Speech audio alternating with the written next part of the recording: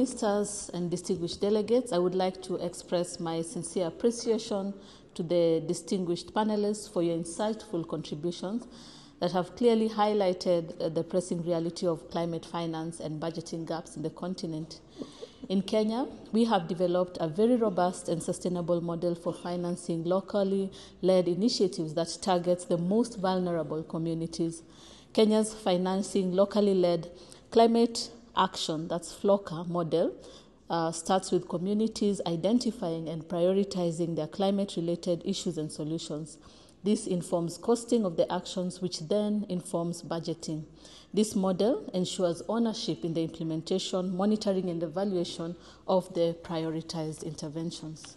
To date, FLOCA has disbursed over $70 million to subnational government to enhance the resilience of communities. This has transformed livelihoods at grassroots level through projects in water, agriculture, energy, aquaculture, among others. In addition, a number of countries have expressed interest in learning from our FLOCA model to domesticate within their countries. And I would like to take this opportunity to say that Mazingira Day, which is 10th of October this year, will be showcasing best practices at subnational level. But in terms of understanding the gaps, climate change and natural disasters continues to present a major threat to long-term growth and prosperity, with adverse impacts on our physical sustainability and economic well-being, especially for developing countries like ours in Africa with limited physical resources. Their impacts and related response actions have direct effect on the fiscal position by lowering revenues and increasing public spending. In particular, climate change and natural disasters results to substantial reallocation of resources, even as mentioned by His Excellency, our President.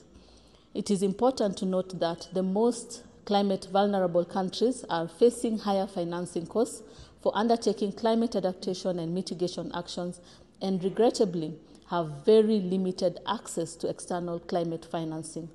For example, Africa leads in adaptation and resilience vulnerability, but the climate financing to the continent is less than 5% of global flows. The total annual climate finance flows to Africa from both domestic and international sources stood at only around 29.5 to 30 billion USDs in 2019, 2020, and 2020, representing only 11 to 12% of the total need. This creates a staggering 88% shortfall, or a financing gap of 2.5 trillion USD.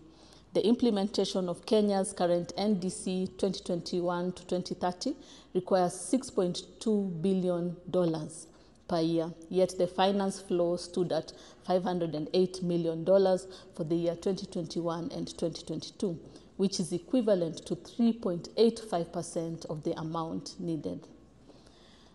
The quality of finance is equally problematic. The predominance of debt, around 61 to 77% over grants, 10 to 20% provided by multilateral development banks and bilateral partners, further deepens indebtedness, making it unsuitable for adaptation projects that often do not generate revenue for repayment. This compounds the losses we already face, with Africa losing between 3 to 9% of its annual GDP to climate change impact. Honorable ministers and distinguished delegates, in terms of policy recommendations for a just and quantified future, to address these challenges and ensure a truly sustainable and climate-resilient future for Africa, Kenya proposes the following policy recommendations. A fundamental shift from debt-based instruments to primarily public grant finance is required for climate action in developing countries, particularly for adaptation, to prevent further indebtedness and ensure genuine support. The quantum of finance must be commensurate with the adaptation and mitigation needs, in line with the 1.5 degrees Celsius temperature goal.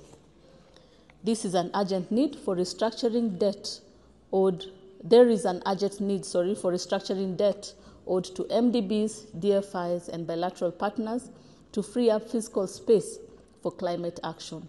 We must advocate for equitable representation and decision-making processes in multilateral financial institutions.